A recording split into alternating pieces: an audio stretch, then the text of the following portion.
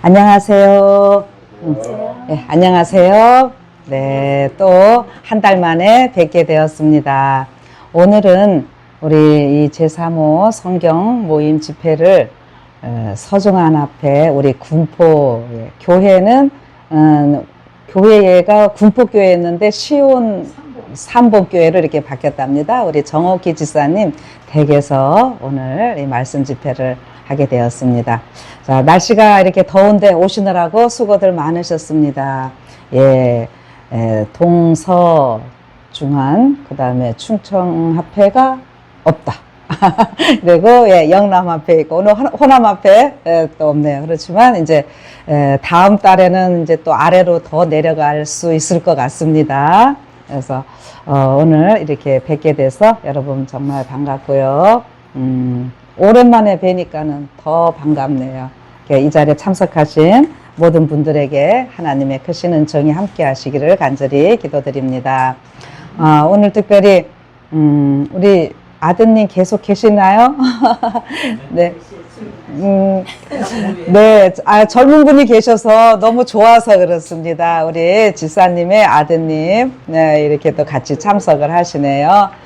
이렇게 젊은 분들이 계신다고 하는 것이 참으로 하나님께서 크게 영광 받으실 일이라고 생각합니다. 아무쪼록 지금 우리 세계적으로 젊은이들이 많지 않은 이때에 우리 재림 청년으로 힘차게 하나님께 영광 돌리는 우리 삶이 되기를 간절히 기도드립니다. 감사합니다. 자, 이제 다시 만나서 반갑습니다. 제가 좀 했고요. 자, 우리가 지금 계속 저는 요한계시록에 대해서 말씀을 좀 나누고 있습니다. 요한계시록에 대해서는 뭐 해도 끝이 없어요. 네, 이거 언제까지 우리가 해야 될까요? 예수님 오실 때까지. 하늘 날아가서도 해야 됩니다. 예수님 오실 때까지 맞고요. 계속 해야 돼요. 자, 왜 그런지 이제 우리가 앞으로 살펴봅니다. 자, 제가 이제 지난번까지 예수님의 이제 재림과 그 날짜 뭐 이런 여러 문제들을 조금 다뤘었고요. 어떤 날짜나 사건의 집중보다는 우리가 예수님을 어떻게 닮을 수 있을까? 예수님을 닮은 자들이 있을 때에 데리러 오신다고 그랬는데요. 이제 그런 거를 생각하면서 이번에는 제가 예수님의 재림과 1888년 이런 제목을 좀 정해보았습니다. 이거 이제 큰 제목이고요. 소제목은 대속죄일 시리즈로 나갑니다. 그래서 여러분 혹시 그 1888년이 무슨 일이 있었던지 기억하십니까? 우리 재림교회 안에서 뭐 세상적으로야 뭐 할 얘기 많지만은 미네아폴리스 대총회를 통해서 믿음으로 말미암는 의에 대한 이 말씀이 새롭게 이제 시작이 되는 그러한 해입니다. 그래서 이 예수님의 재림은 결국 예수님을 닮은 사람을 찾으실진데 그 예수님을 닮은 자들의 그 마음 자세라고 할까요? 이런 모든 것들이 어떻게 될 것인지를 또 총 집약적으로 보여주는 한 단어가 있다면은 이 믿음으로 말미암는 의 이렇게 좀 얘기를 하면 좋을 것 같아요. 그래서 이 문제로 우리가 많이 이야기를 나누셨을 테고 또 말씀들을 많이 들으시고 많은 분들이 설교를 하십니다. 그리고 믿음으로 말미암는 의는 뭐 로마서에 대해서 또 아주 잘 하시는 분은 막 거기에 대해서 중점적으로 하시고 이러는데 그리고 또 어느 한 부분에만 이 믿음으로 말미암는 의가 있는 것이 아닌 창세기부터 요한계시록 전반적으로 흐르는 이 내용이 바로 믿음으로 말미암는 의입니다. 그럼 결국 뭐냐? 우리의 구원은 누가 해주신다는 거예요? 예수님이 해주시고 예수님에 의해서 해주시는 이런 겁니다. 그냥 단순한데 어떤 면에서 이것이 조금 어렵게 느껴지기도 하는 이런 모습을 좀 보게 됩니다.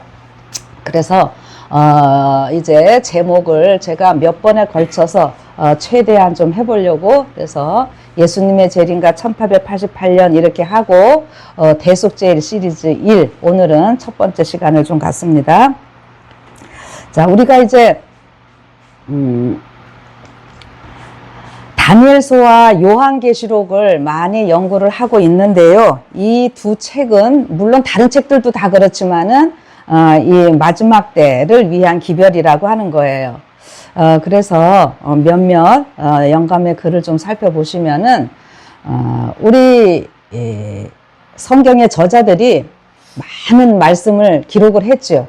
그런데 그 선지자가 살던 시대에 다 이루어지지 않습니다. 그리고 오히려 그 선지자가 살던 시대보다는 마지막 때를, 그래서 고대의 선지자들은 그들 자신의 시대보다도 오히려 우리의 시대에 대하여 더 말하고 있다. 그러니까 모든 것이 이 마지막 때를 향해서 가고 있는 거예요. 그렇게 생각을 하시면 됩니다. 그래서 그런 걸로 여러분들이 생각을 하시면서 말씀을 보시는데, 특별히 여기 또 이렇게 말씀을 하셨어요. 이 모든 부요한 조상 대대로의 빛을 받은 사람들로서, 그러니까 앞전의 사람들보다 맨 마지막에 있는 사람들은 점점 이 지식들이 더 쌓여가는 거잖아요. 받은 빛이 쌓여지는 거잖아요. 그래서 조상 대대로의 빛을 받은 사람들로서 우리는 어떠한 사람이 되어야 마땅한가? 과거의 모든 과마를 새롭게 증가된 현재의 빛과 함께 어떻게 해요? 응집시킬 때에 거기에서 생겨난 능력이 빛을 따르고자 하는 자들에게 주어질 것이다. 이게 무슨 말씀인가 하면은, 우리가 말씀이 한번 과거에 있었던 것으로 끝나는 것이 아니라 거기에서 이 말씀은 자꾸 새롭게 더 밝혀져야 됩니다. 점진적인 계시예요. 그래서 우리가 그걸 생각하고 이 말씀들을 연구할 때에 하나님께서는 계속되는 더 큰 빛으로 우리의 삶을 인도하신다고 하는 거죠. 그래서 또 한번 강조를 합니다. 사도행적 585쪽. 저랑 같이 말씀 나누시는 분들은 사도행적 585 하면은 이제 좀 외우실 수도 있으실 것 같아요. 요한계시록에서 모든 성경책이 다 만난다는 거예요. 창세기부터 시작해가지고, 그래서 모든 것이 이제 요한계시록 가서 종결이 되게 되어 있는데요. 이 요한계시록에 이제 또 다니엘서를 보충하는 이런 것들이 있게 되는 거죠. 그래서 두 가지를 언제나 꼭 같이 보는 이러한 연구 자세가 필요합니다. 자, 그런데 특별히 이 모든 고대의 선지자들이 당신들의 그 시대보다 마지막 때를 위해서 더 많이 기록을 했다고 그랬다면은, 다니엘서와 요한계시록의 또 전체적인 그 말씀들 가운데 어디에 더 포커스를 맞추시면 좋은가 하면은요, 대속제일에 대해서 말씀을 맞추시면 됩니다. 그래서 이제 여기에 다니엘 8장 14절, 우리 재림교인들한테 유명한 말씀이죠. 요 8장 14절 어떤 말씀이에요? 2300주야까지니 그때 성소가 정결하게 함을 입으리라, 이런 말씀 있잖아요.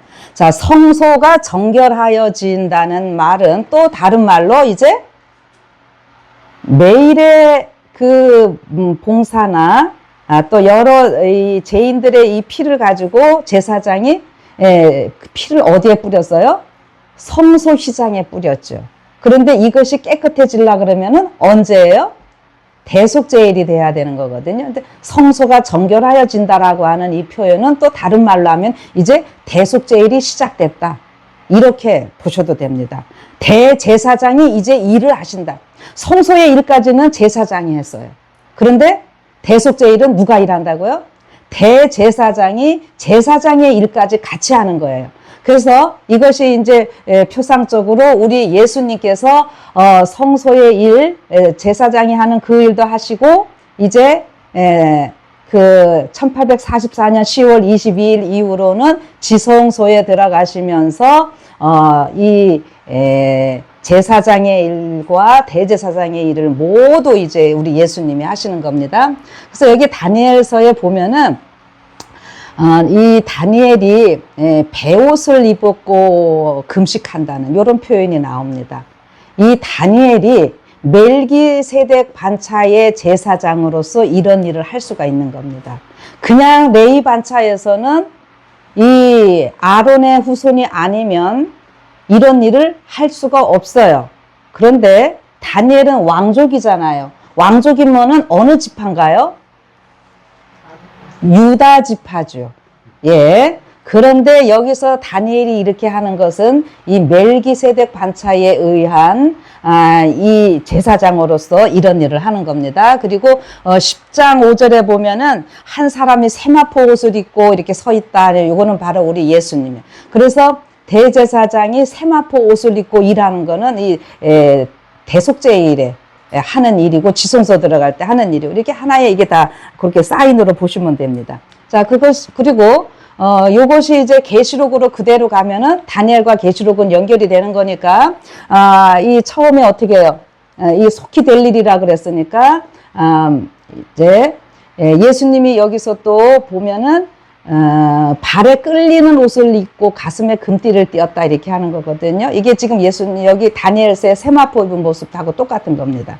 그리고 사실 여기 13절에 촛대 사이에 이렇게 했는데 요즘 이제 제대로 된 번역들은 촛대라는 표현을 쓰죠. 이게 성소에 촛대가 있었던 것이 아니라 성소에 뭐가 있었어요? 등대가 있었습니다.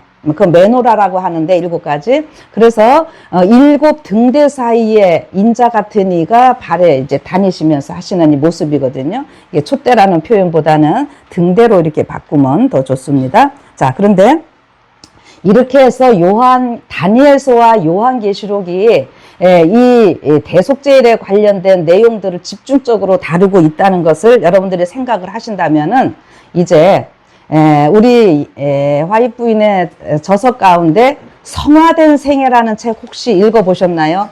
여러분? 자, 성화된 생애. 우리 여기 문서전도 하시는 집사님들도 계시네요. 자, 성화된 생애. 누구에 대해서 많이 이야기를 해놓고 있던가요? 예, 제가 여기 답 써놨어요. 예. 이 성화된 사람의 모본으로서, 모델로서 구약의 다니엘과 신약의 요한을 들어놓습니다. 그 이유가 바로 이래서 그래요. 대속죄일 날은 어떻게 금식하고 회개하고 이러는 시간들이잖아요. 그래서 이 성화된 생애의 두 모델이 바로 다니엘과 요한이라고 하는 것도 생각을 하시고 계시록에 여기 그 10장이 이제 대속죄일 들어가는 이 사건으로 나와 있는데 지체하지 아니하리라 요 표현들 여러분들 혹시 기억하시나요? 지체하지 않는다라고 하는 것은 시간이 더 이상 없다. 요렇게 또, 거기에 해석도 나오고 있습니다. 그래서 이게 대속죄일 일 다 하시면은, 나오시면 끝나는 거잖아요. 네. 그 얘기예요. 자, 그래서 제가 지난달, 우리 공주에서 집회가 있을 때, 요런 식으로 좀, 이 도표를 좀 그려드렸었는데, 기억들을, 이거를 좀, 이제 머리에 좀 새기시고, 계시면은 훨씬 더 여러분들이 좀 편하시리라 생각합니다. 그래서 제7일 안식일과 대속죄일은 쌍둥이 안식일. 예. 왜 쌍둥이 안식일인지는 지난번에 다 얘기를 했으니까요. 그래서 우리가 이사야서 66장의 영원한 안식, 히브리서의 영원한 안식에 들어간다고 하는 것, 이것이 진정으로 어떠한 의미인지. 그래서 대속죄일과 제7일 안식일이 이게 함께 나아가야 되는 이러한 모습입니다. 그래서 제가 지난번에 좀 이런 식으로 도표를 그렸고요. 자, 그러면은 새하늘과 새 땅, 신천지에서 우리가 영원한 안식을 누립니다. 누가 있기 때문에 영원한 안식이 되는 거죠? 예수님이 계셔서 영원한 안식이고 죄가 다 없어졌기 때문에 영원한 안식이 되는 거예요. 자, 그래서 이 영원한 안식에 들어가는 방법을 오늘 조금 구체적으로 좀 이야기를 나눠보도록 하겠습니다. 자, 이제 오늘 대속죄일 얘기를 합니다. 대속죄일에 대해서 구약 성경 가장 많이 규례를 말씀해주고 있는 성경장이 있습니다. 어느 장일까요?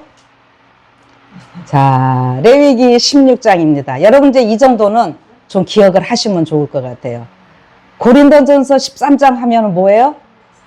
사랑장. 뭐 요한복음 14장 하면 재림의 뭐 허락의 장 이렇게 하잖아요. 레위기 16장, 대속죄 1장. 요렇게 좀 외워주시면 좋겠어요. 그 다음에 제가 고린도전서 13장 사랑의 장이지만 제가 지난번에 신약의 대속죄 1장이다. 제가 이렇게 표현을 했었고요. 마지막이 사랑으로 모든 것이 끝나기 때문에 그렇습니다. 자, 그러면은 이 대속죄일에 여러분들이 꼭 같이 따라다녀야 할 이 단어들이랄까요? 생각들은요, 뭐냐면은 대속죄일, 그 다음에 대제사장, 지성소. 이거 3종 세트예요. 그래서 이 절기 가운데 대속죄일, 그러면 대속죄일은 누가 주관하는 날? 대제사장이 주관하는 날. 그 다음에 대제사장이 어디로 들어간다? 지성소로 들어가는 것. 그리고 결국은 이렇게 이 대속죄일의 총 주제를 또 얘기를 한다 그러면은 전적으로 대제사장에 의해서 모든 것이 이루어지기 때문에 우리 믿음으로 말미암는 의, 이거를 우리가 생각을 해야 된다고 하는 거죠. 그래서 제가 여기다가 칭자도 같이 붙였습니다. 이제 요거를 좀 설명을 할게요. 자, 제가 첫 번에 1888년 이야기를 잠깐 했었는데 1888년은 우리 재림교회에 아주 특별한 해가 됩니다. 미네소타주에 있는 미네아폴리스라고 하는 도시에서 이제 대총회가 있게 된 그러한 해예요. 자, 그래서 이 회기가 있기 전까지는요, 우리 재림교회가 다른 어떤 교회보다 이 율법을 잘 준수하는 그러한 교회입니다. 자, 그런데요, 너무 그렇게 하다 보니까 어떤 면에서 율법주의로 흐르고 있었습니다. 그런 가운데 화입부인께서는요, 이 믿음으로 말미암는 의에 대한 이런 기별을 화입부인이 다 알고 계심에도 불구하고 그 당시에 너무 이제 율법주의 이런 것들이 팽배해 있기 때문에 잘 이게 전달이 안 되는 상황이에요. 그런데 그때에 우리 여기에 자, A.T. 존스라는 분과 그 E.J. 와그너라고 하는 분이 계시는데 이 목사님들 이분들이 이 당시에 젊었어요. 이분들에 의해서 믿음으로 말미암는 의에 대한 기별이 선포될 때에요. 화입분이 너무너무 좋았어요.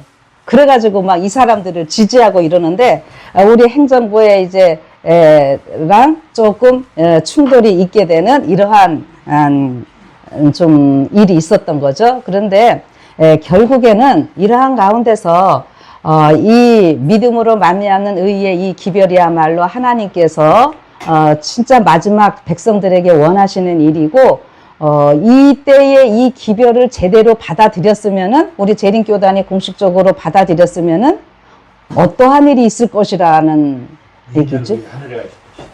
예, 바로 그겁니다. 2년 후에 예수님 재림하셨고 우리는 이미 어디에 있다? 하늘에 있을 것이라. 그런데 지금 못 가고 있는 이유가 뭐라고 하는 거예요? 이 기별을 안 받아들였고 이런 거에 대해서 제대로 알지 못했기 때문이라고 하는 거죠. 그래서 제가 여기 좀 요렇게 표현을 해봤어요. 1888년은 재림교회의 역사적인 한 획을 긋는 해였고 이 회기는 엘렌 화이트의 봉사에서도 전환점을 이루는. 예. 그래서 이 이후로 쓴 화이트 부인의 책들이 뭐 시대의 소망이나 정로의 계단 이런 것들이 다 이후에 이렇게 쓰여집니다. 예. 그래서 관점을 어떻게 보느냐에 따라서 우리가 달라요. 그러면은, 이 화입 부인이 그전에는 이걸 몰랐느냐? 모르는 게 아니었다고요. 그래서 이게 다 때가 있기 때문에 이렇게 하셨던 일들입니다. 자, 그런데, 이 1888년의 일에 대해서는요, 계속 우리 교단에서 연구를 하고, 여러 모임들이 있게 되는데, 우리 A.G. 다니엘스 목사님은요, 1901년부터 1922년까지 대총회장을 하셨습니다. 오랫동안 역임을 하셨는데 이때가요 우리 재림교단 안에 굉장히 어려울 때였어요. 어려울 때에 이 다니엘스 목사님이 이 대총회장을 이렇게 오랫동안 역임을 좀 하셨었고요.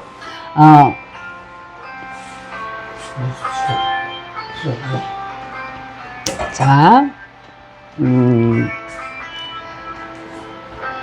이런 일들이 있었기 때문에 1924년 10월 22일 이 아이오와주에서 개최된 그 목회자 이게 자문회의라고 얘기를 하던데요.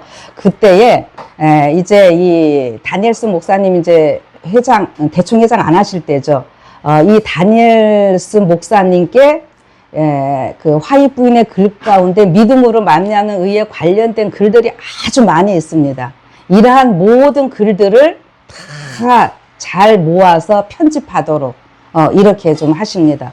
그렇게 해서 나온 책 중에 하나가 뭐냐면은 그리스도 우리의 의 이런 책입니다. 이건 다니엘스 목사님이 이렇게 편집 잘 정리하신 거예요. 그래서 이게 결국 이 믿음으로 만미하는 의의 이런 모든 것들을 잘 정리하신 이라는데 저가 좀 개인적으로 한 말씀을 좀 드리면은요.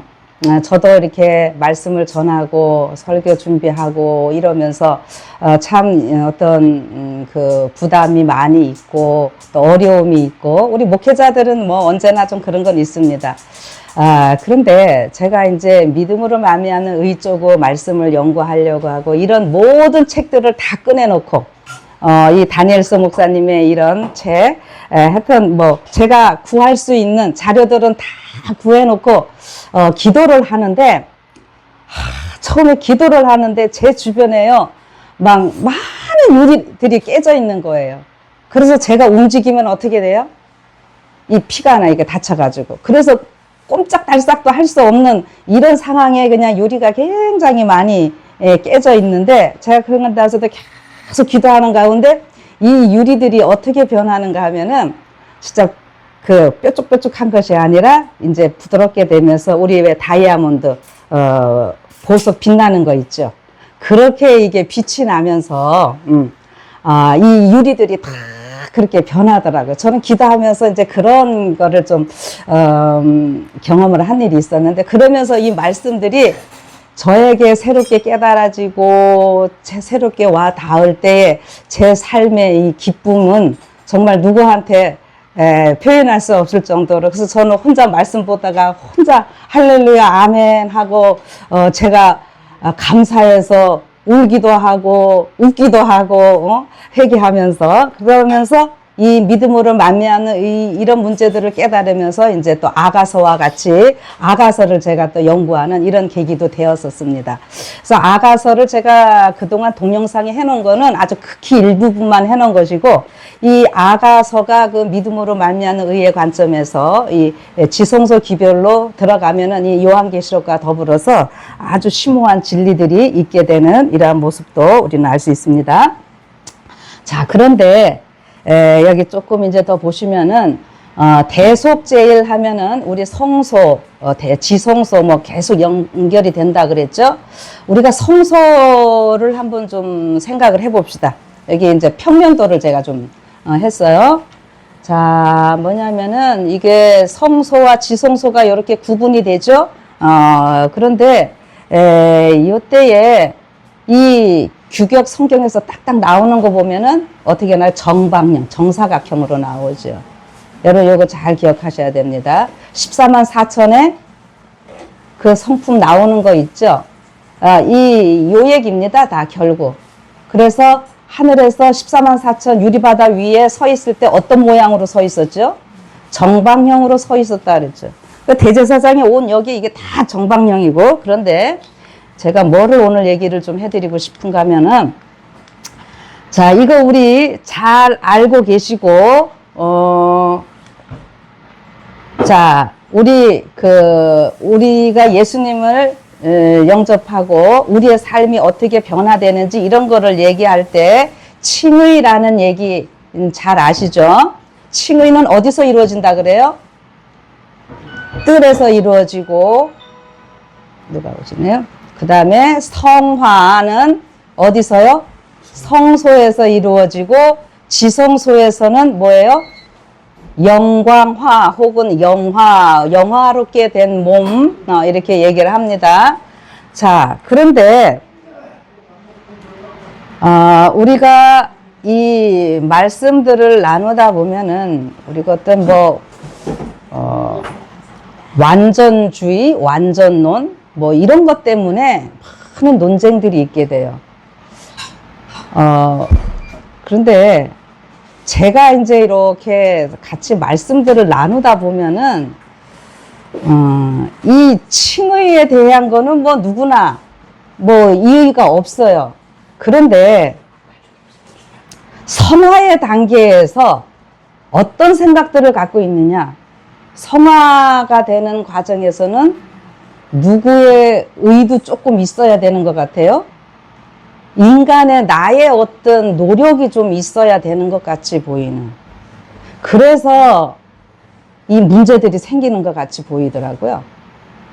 이제 여러분들이 깨달으신 건 또 다 다를 거예요. 근데 어쨌든 제가 이제 얘기를 나눠보는 겁니다. 자, 그리고, 예, 우리가 그래서 요렇게 좀, 이렇게 많은 목사님들이 설교하실 때 요렇게 구분을 합니다. 맞습니까? 이거 처음 보십니까? 아니면 보신 얘기예요? 많이 보셨죠? 네. 그런데, 저는 오늘 어떻게 얘기를 좀 드리고 싶으냐면요. 칭의가 여기서 끝나는 것이 아니에요. 칭의는 어떻게 됩니까? 칭의 결국 예수님의 십자가로 인해서 우리가 의롭게 되고 거룩게 되는 거잖아요. 그러면은 칭의는 여기서 끝나는 것이 아니라 칭의는 계속 업둥이가 돼가지고 칭의를 통한 성화, 칭의를 통한 성화와 영화, 이게 같이 나가야 된다고 하는 거예요. 이거예요. 그래서 어떻게 해요? 우리가 하늘 가서도 십자가만이 영원히 그 영원한 상징물, 기념물이 될 것이라고 하는 거잖아요. 그게 다 그래서 그러는 거거든요. 칭의가 뜰에서만 일어나는 이것으로 끝나고 이 성화 이때 뭐 이게 의가 들어가고 이러는 얘기가 아니라는 거예요. 그래서 이 칭의가 전반적으로 우리 하늘까지 가서도 계속 이 칭의는 필요한 거예요. 그 예수님 때문에 이 모든 일이 이루어진 거기 때문에. 그래서 이 모든 것에 이제 십자가가 또 중심이 되는 거겠죠. 그래서 저는 여기다가 이 칭의를 좀 요렇게 좀 해보고 싶어요. 그러면은 결국 대속죄일에 뭐 한다 그랬어요? 예수님께서 모든 일을 행하셨잖아요. 그 다음에 우리 성경에 이 동사들이 보면은요, 다 사역동사입니다. 내가 할 수 있는 일이 없는 거예요. 전부 다 예수님이 하시는 일이에요. 자, 그거를 해서 우리는 전적으로 예수님을 통해서. 그러니까 우리 사도 바울이 히브리서의 기별도 은혜의 보좌 앞에 지성소에 담대히 예수님 따라서 들어가라는 얘기를 그래서 하는 거죠.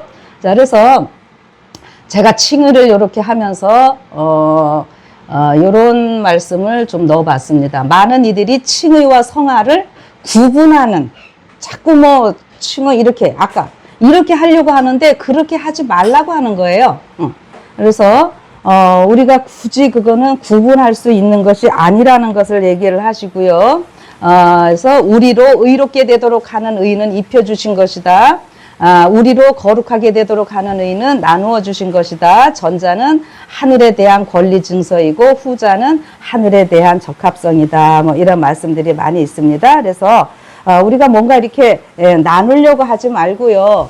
이 칭의, 처음에 의롭다고 선언해 주신 그것을 기초로 해서 성화와 영화에까지, 지성소까지 어떻게 우리가 들어가는지를 좀 생각을 해보자라고 하는 거죠. 그래서 이제 대속죄일 규례를 좀 자세하게 해봅니다.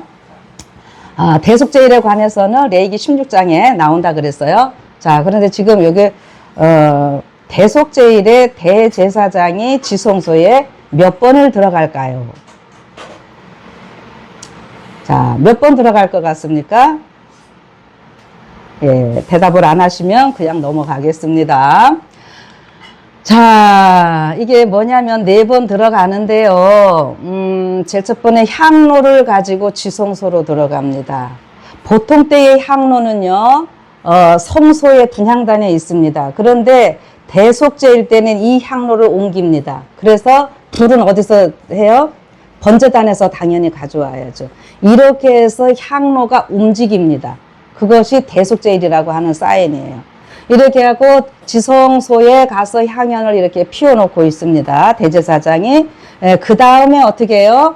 황소의 피를 가지고 들어갑니다. 황소는 대제사장과 권속들을 위해서 그 다음에 세 번째로 염소의 피를 가지고 들어갑니다. 염소는 뭐예요?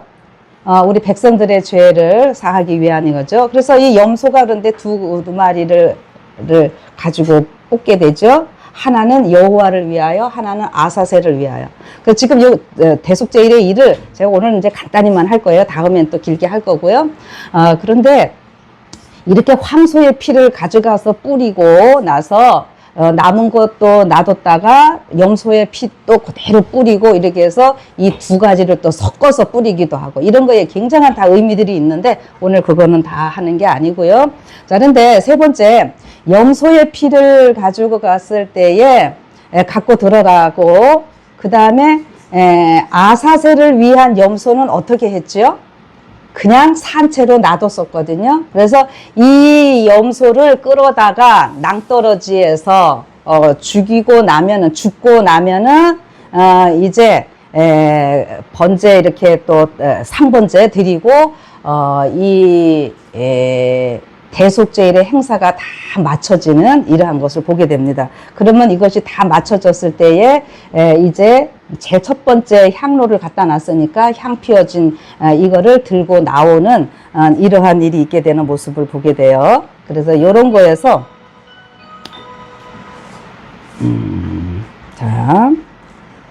이 대속제일의 그 하루의 요 일정 가운데는 아사셀 염소의 추방으로 이제 속죄일이 마무리된다. 제가 이렇게 했는데요. 요거 그림으로 좀 한번 얘기를 같이 나눠볼게요. 그림 한번 보셔봐요. 자, 이게 속죄일날 그 염소 두 마리.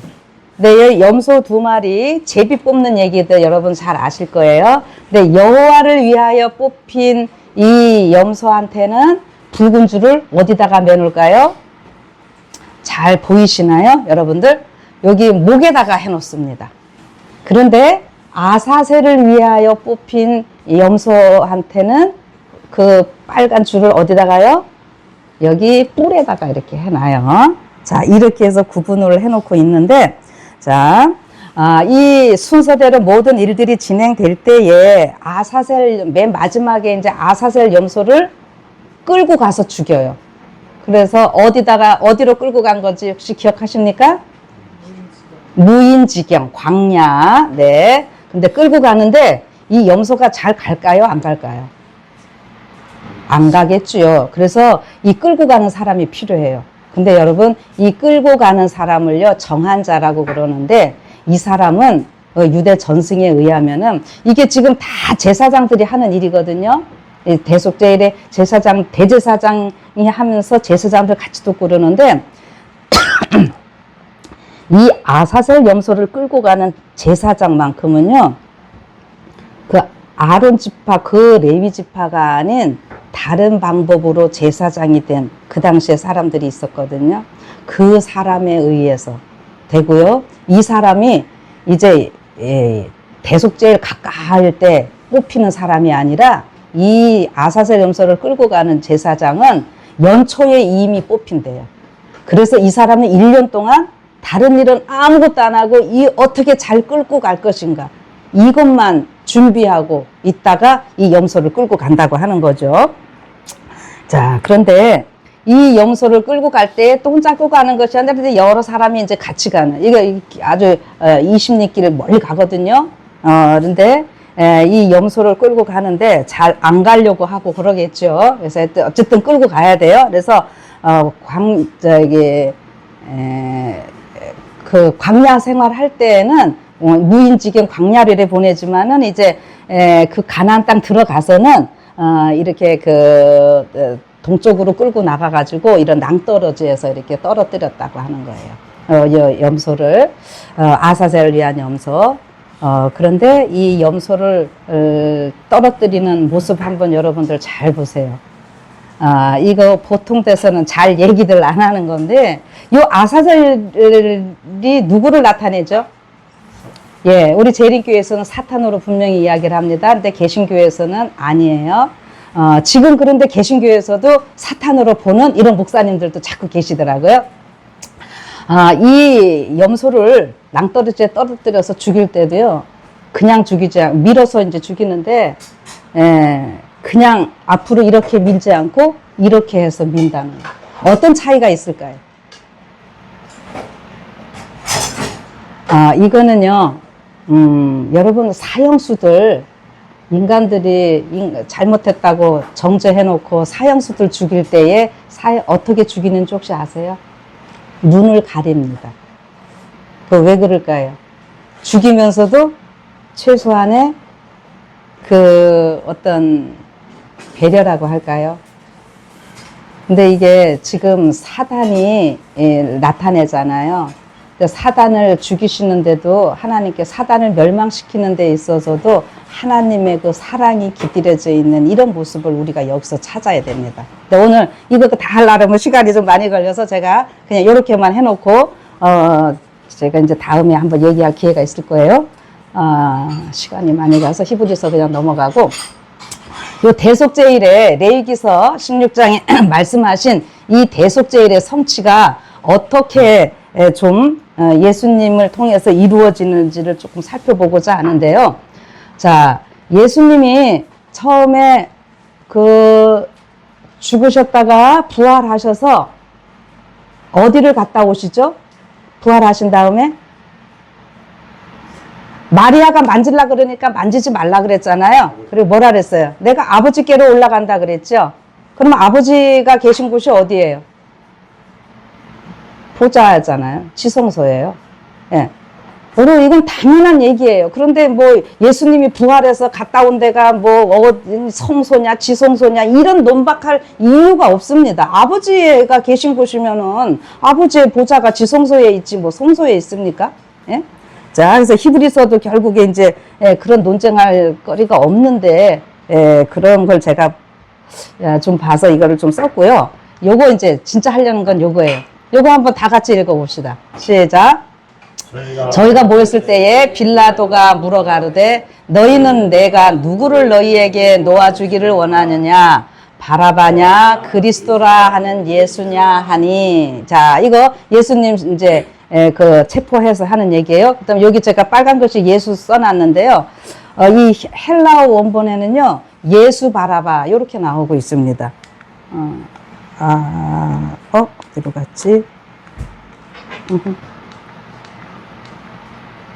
여기 보면은 예수 바라바 이렇게 나오고 있어요. 그래서 제가 그냥 혹시 요즘은 뭐 연구하시는 분들이 많아서 제가 좀 이렇게 보시라고 이렇게 썼습니다. 자, 그런데 바라바하고 예수님하고 누구를 놓아줄까 빌라도가 물었더니 누구를 선택했어요? 바라바 했잖아요. 자, 그럼 우린 여기서 뭐가 보여야 돼요? 바라바는 누구를 상징하는 거예요? 사탄을 상징하는 거고 예수님은 그야말로 예수님이에요. 자, 왜 그런가? 그래서 이 세상은 누구를 선택한 거예요? 예수님을 선택하지 아니하고 사단을 선택하는 거잖아요. 이 영화 우리 많이들 보셨을 거예요. 예수님과 바라바. 그래가지고 누가 노임을 받습니까? 바라바가 노임을 받는데 여러분 왜 이 일이 있게 되느냐 하는 거예요.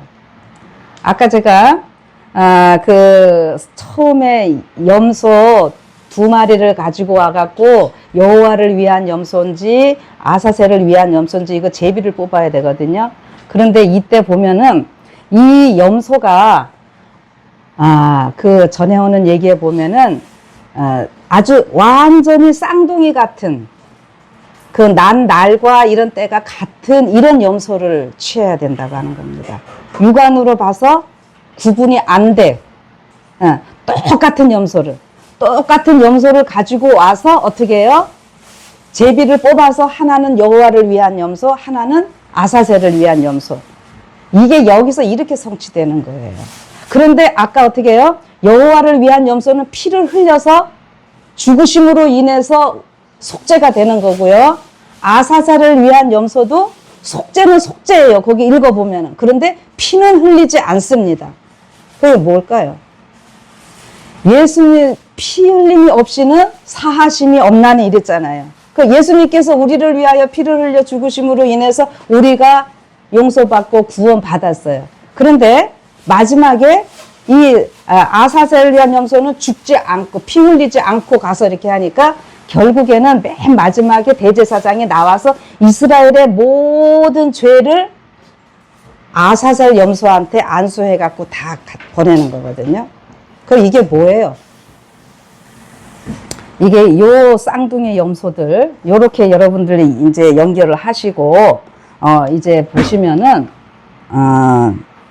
이제 바라바는 노임을 받고 예수님은 죽으셨잖아요. 그러면은 예수님은 먼저 죽으셨고 바라바는 노임을 받았어요. 그러면 예수님은 지금 이미 2000년 전에 십자가에 달려 죽으셨고 바라바 사단 상징은 사단은 죽었어요, 안 죽었어요? 안 죽었잖아요. 앞으로 이제 죽어야죠. 멸망당해야죠. 이게 분명히 이게 다 지금 이거 표상입니다. 그래서 자 여기 보면은 예수님께서 부활하시고 바로 아버지의 보좌에 가신 이유가 뭐였어요? 이 땅에 있을 때도 대제사장이 자신과 권속들의 그 용서를 위해서 피를 가지고 들어가셨잖아요. 지성소에. 그러니까 예수님도 어떻게 해요? 당신 자신의 피를 가지고 아버지 앞에 들어가시는 거고, 그렇게 함으로 인해서 모든 우리 인간들의 죄를 다 용서받았고 아버지 앞에 받은 바 됐다. 예수님 때문에. 그거를 표상하는 거잖아요. 그래서 여기 예수께서는 당신의 희생이 아버지께 간합되었다는 보증을 받기까지는 당신의 백성들이 드리는 경의를 받지 아니하셨다. 그래서 마리아 보고 만지지 말라. 그리고 이제 갔다가 다시 오셔서 그 다음부터는 어떻게 합니까? 하늘 갔다 오신 이후에는 제자들에게 경배를 받으시지요. 우리 예수님께서. 자, 이거 다 읽지는 않습니다. 그리고 이제 그 아사셀 염소 때문에 요거는 제가 길지만 계속 좀 인용을 합니다. 동시에 속죄 제물은 희생 제물이 되시는 그리스도를 가리켰고, 그 다음에 대제사장은 중보자 되시는 그리스도를 대표하였고, 아사셀은 참으로 회개한 자들의 죄를 마침내 지게 될 죄의 창시자 사단을 나타냈다. 죄의 시작하게 된 존재가 누구예요? 죄의 뿌리. 사단이죠. 창시자요, 사주자요, 이런 표현도 이제 나오고 있는데요. 그래서 대제사장이 속죄제물의 피의 공로를 통하여 성소에서 죄를 도말했을 때 그는 그것을 아사셀에게 씌워 주었다. 그리스도께서 당신의 봉사를 마치실 때에 당신의 보혈의 공로로 하나님의 백성의 죄를 하늘 성소에서 도말해 버리실 때 그분께서는 그 죄를 최후의 형벌을 마땅히 받아야 할 빨간 글씨 다 같이 읽읍시다. 시작. 사단 위에 두실 것이다. 또한 아사셀에 해당되는 염소가 무인지경으로 쫓겨나서 다시 이스라엘 회중으로 돌아오지 못한 것처럼 사단도 하나님과 그분의 백성 중에서 영원히 쫓겨나고 죄와 죄인들의 최후에 멸망할 때 그 존재가 사라질 것이다. 아멘. 여기 백성들의 그 모임에서 이게 글씨가 잘못됐네요. 자, 요거 기억하셔야 돼요. 그러니까 레위기 16장에 그 행하던 그 일들이 마지막 때 어떻게 이루어지는가 이거를 보시는 겁니다. 아사셀한테 옮겨지는 거 또 여기 또 얘기를 해주셨어요. 빨간 글씨만 읽을게요. 자, 위에부터 읽을까요? 그러면 표상적 봉사에서 대제사장은 이스라엘 족속을 위하여 속죄를 마치면 뜰로 나와서, 요거 이제 다음번에 한번 설명이 될 겁니다. 뜰로 나와서 잠깐 머무르는 거, 이거 아주 중요합니다. 이제 오늘 설명은 안 하는데요. 이렇게 하고 이제 축복을 하고요. 그와 같이 그리스도께서도 중보자로서 봉사를 마치시면 기다리고 있는 당신의 백성들을 영생으로 축복하고 구원에 이르게 하기 위하여 죄와 상관없이 나타나실 것이다. 이게 뭐예요? 재림이에요. 레위기 16장에서 보면은 이제 대제사장이 그 나오고 하는 그것이 이제 재림으로 이렇게 연결이 되잖아요. 그래서 또한 제사장이 성소에서 죄를 옮길 때에 아사셀을 위한 염소의 머리 위에 죄들을 고백했던 것처럼 그리스도께서는 모든 죄를 죄악의 창시자요. 요거 단어 하나 더 보세요. 뭐라고 나왔습니까? 죄악의 창시자요, 선동자인, 사주자인, 다른 번역으로는. 이런 모든 건 누구에게 씌우는 거예요? 사단에게 씌우는 거예요. 그래서 아사셀 염소는요, 속죄를 하기는 하는데 피는 흘리지 않고 가서 죽는 거예요. 죄의 시작이 누구 때문에 된 거예요? 아사셀 사단 때문에 시작이 된 거예요. 이 모든 것을 사단에게 다 씌우시고. 그래서, 제가 그 전에 한번, 여기 뭐 계신 분도 기억을 하실지 모르겠지만, 그, 동해보복법 있죠. 눈에는 눈, 이에는 이. 이 법이 그냥 법이 아니라 이 동해보복법이 있기 때문에 사단을 멸망시킬 수 있다고 하는 거예요. 사단이 우리 인간을 죽게 만들었잖아요. 죄짓게 그래서 결국 그거를 누구한테 다 뒤집어 씌워주는 거예요. 이 아사셀 사단에게 마지막 씌우는 거예요. 그래서 이렇게 하는 것이 어떻게 해요? 아사셀을 위한 염소가 이스라엘 족속의 죄를 지고 무인지경으로 쫓겨난 것처럼 사단 역시 그가 하나님의 백성에게 범하게 한 죄를 지고 1000년 동안 세상에 감금될 것이다. 예. 1000년 동안 이 광야로 황폐된 이 땅으로 쫓겨 내려오는 거죠. 그래서 그동안 세상은 황폐하고 한 사람의 주민도 없을 것이다. 그리고 그는 마침내 악인들을 모두 멸망시킬 불로서 죄의 벌을 완전히 받게 될 것이다. 그리하여 죄가 최종적으로 근절되고 진심으로 악을 벌인 모든 사람들이 구원을 받음으로써 위대한 구속의 계획이 성취될 것이다. 아멘. 자, 그런데 이제 다 맞춰갑니다. 조금만 더 신경 써주세요. 집중해 주세요. 자, 요거 봅시다. 이때에 이루어지는 사건은 또한 대속제일의 마지막 엄숙한 봉사로 예표되었다. 지성소의 봉사가 마쳐지고 속죄 제물의 피해 공로로 이스라엘의 모든 죄가 성소에서 옮겨지면 아사셀 염소가 산채로 여호와 앞에 끌려 나왔다. 예, 끌려 나와서 사람들한테 다 보여줘야 됩니다.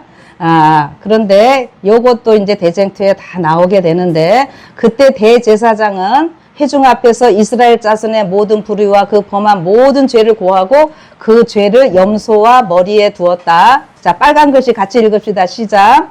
그와 똑같은 방법으로 하늘 성소의 속죄 사업이 완성되면 하나님과 천사들과 구속받은 큰 무리들 앞에서 하나님의 백성의 죄는 사단에게 놓여질 것이다. 그리하여 그들은 유혹하여 범하게 한 모든 죄의 책임을 사단이 져야 할 것으로 선고될 것이다. 마치 아사셀 염소가 사람이 살지 않은 지역으로 쫓겨났던 것처럼 사단도 쓸쓸한 지구 곧 거민이 없고 황량한 광야로 추방당할 것이다.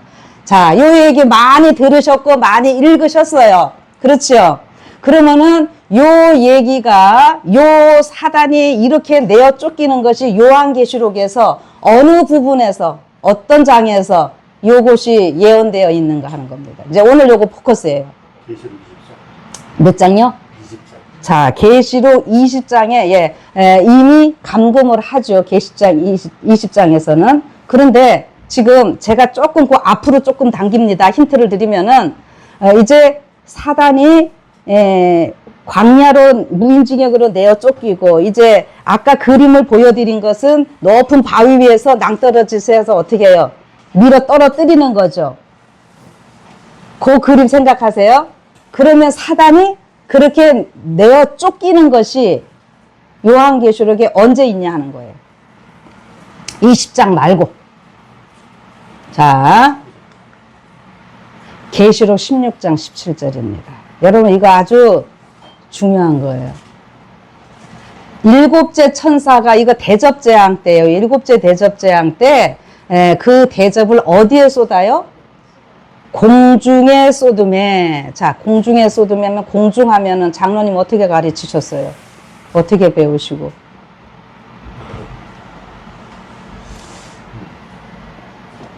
기억이 안 나세요? 목사님은요? 자, 여러분들은 어떻게 배우셨나요? 많은 분들이 요거 그냥 공중하면은 전체, 지구 전체에 이제 이 재앙이 내리는 이런 모습으로 설명들을 많이 하셔요. 예, 그것도 맞습니다. 그러나 제가 오늘 조금 더 얘기를 해드리고 싶은 것은요, 요렇게 좀 지금 요 장면과 더불어서 이거를 어떻게 이해하시면 좋으냐면, 공중에 쏟는다 할 때에 공중을 아에르라고 표현을 합니다. 그럼 여기에서 뭐가 나왔을까요? 영어에 에어. 에어하면은 공기도 되지만 또 뭐도 되죠? 공중이거든요. 이게 이 공중이 옛날 유대인들에게는 사단의 거처로 이야기를 알고 있었습니다. 그리고 뭐예요? 에베소 2장 2절에 사단을 일컬어서 뭐라고 그럽니까? 공중 권세 잡은 자. 사단이 하늘에서 쫓겨났잖아요. 하나님의 보좌에서 쫓겨나서 지금 공중 권세 잡은 자로 있다가 이거요, 일곱째 대접 재앙 때 공중에 쏟는다고 하니까 이게 사단의 보좌에 이거 쏟는 겁니다. 그래서 사단이 어떻게 하는 거예요? 이 땅으로 내어 쫓기게 되고 그 자리에서 우리가 혼인잔치를 해야 되는 거예요. 제가 지난번에 이거는 말씀을 드렸는데 기억하실지 모르겠어요. 자, 그래서 오늘 공중에 이제 공중 권세 잡은 자 사단을 이제 광야로 무인지경으로 내어 쫓아야 되는데 요거요 그림 한번 이제 다시 한번 보면서 마무리를 집시다. 이제 아사셀 염소는 어디에다 뒀다고요? 뿔에다가 이제 빨간 거 해가지고요 이제 끌고 갑니다. 끌고 가서요 여기 혼자 끌고 가는 것인데 아까 이 끌고 가는 제사장이 어떤 사람이었다고요? 원 레이지파가 아닌 다른 데로 인해서 이 제사장이 된 사고 이 사람은 일을 위해서 준비된 사람이라 아까 제가 그 표현을 썼죠. 제가 왜 그렇게 하는지를 이제 보시면 됩니다. 여기요 이 아사셀 염소를 끌고 나갈 수 있는 존재가 오늘 누구인가 하면은요 누굴까요? 13만 예, 14만 여러분과 저예요. 우리가 준비되어야지만이 이 하늘에서 공중에 하나님께서 딱 쏟으실 수 있어요. 우리 예수님 품성 닮은 자들 준비되어야지만. 그래서 이게 사단이 내어 쫓길 수 있는 이런 일이 되는 겁니다. 자, 근데 여기 같이 사람들 같이 나가죠. 혼자 가는 것이 아니라. 이 제사장은 뽑히면은 연초에 뽑혀갖고 1년 동안 이 일만을 위해서 준비를 기도하고 있었다고. 마지막 13만 4천은 이 지구 역사의 마지막 주자들이에요. 우리는 그 일을 위해서 지금 쓰임받는 존재라니까는요. 아멘이세요? 예. 이 기가 막힌 얘기예요.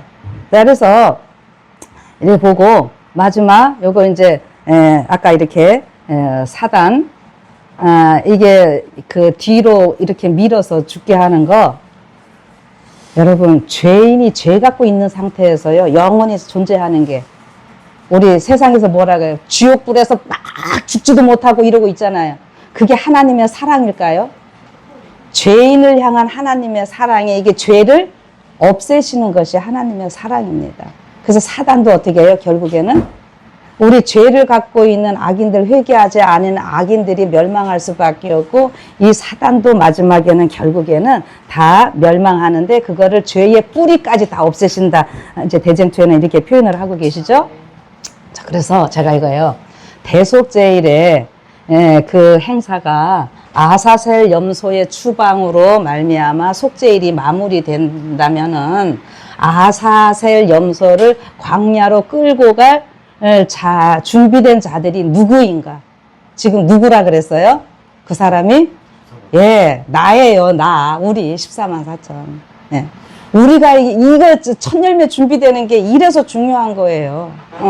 그래서 여기 제가 또 여기를 바로 하나님의 계명을 지키며 예수의 증거를 가진 자들 다 같은 말입니다. 여자의 남은 자손 14만 4천 믿음으로 지성소까지 담대하게 들어간 자들 다 같은 말이에요 이게. 그래서 제가 믿음으로 지성소에 담대하게 들어간 자 이거 사도 바울의 표현은 뭐예요? 은혜의 보좌 앞에 담대히 들어갈지어다. 은혜의 보좌가 어디예요? 속죄소를 멀시시트.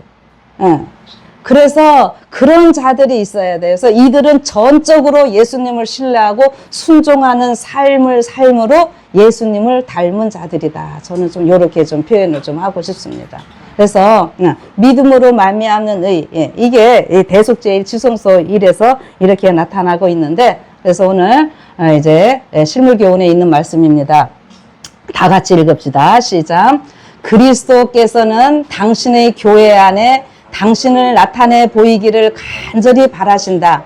그리스도의 품성이 그분의 백성들 속에 완전하게 재현될 때에 그분은 당신의 것을 찾으시려고 이 땅에 강림하실 것이다. 우리 주 예수 그리스도의 재림을 바랄 뿐만 아니라 그것을 촉진시키는 것이 모든 그리스도인의 특권이다. 아멘. 예. 여러분과 제가요, 예수님의 재림을 촉진할 수도 있고 지연시킬 수도 있어요. 왜요? 우리가 빨리 준비되면 빨리 오시는 거고요. 우리가 준비 안 되면 첫 열매 안 되면 이거 안 된다니까요.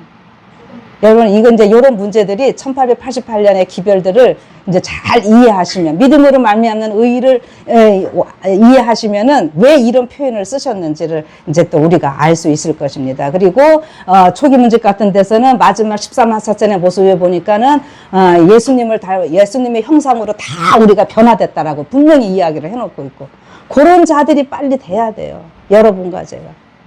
그렇게 하려니까 우리가 어떻게 해야 됩니까? 서로 사랑하고. 그래서 사랑의 장, 고린도서 13장이 신약의 대속제일장이라고 제가 이야기를 하고, 사랑은 허다한 허물을 다, 모든 것을 다 덮느니라.